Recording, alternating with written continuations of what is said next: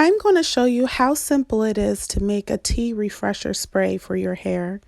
You'll need 2 bags of chamomile tea, 2 bags of peppermint tea, and 4 cups of boiling water. You just pour your boiling water over your tea bags and you allow it to steep. Let your tea steep for about 40 minutes or so to cool down completely before moving on to the next step. This next step is optional because I'm focusing on hair growth and retaining length. I decided to add about 3 to 5 drops of rosemary, lavender, and peppermint essential oils. Once you do that, you just stir your tea up and you can remove your tea bags and then put your tea into your favorite spray bottle. The leftover tea you can place into a mason jar.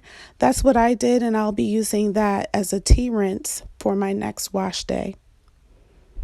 This is the application process. You simply mist your curls with this refreshing tea spray, and I'm just scrunching my hair just to make sure that my ends are nice and moisturized, because that's where the driest part of my hair is, my ends. So I just go ahead and mist the spray onto my hair and just scrunch it into my ends.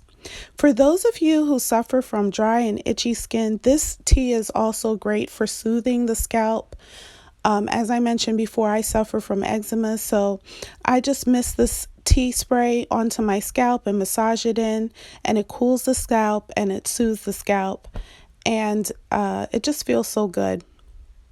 So it rehydrates your curls, nice refresh. These are my final results. Give this recipe a try. I hope you enjoy it.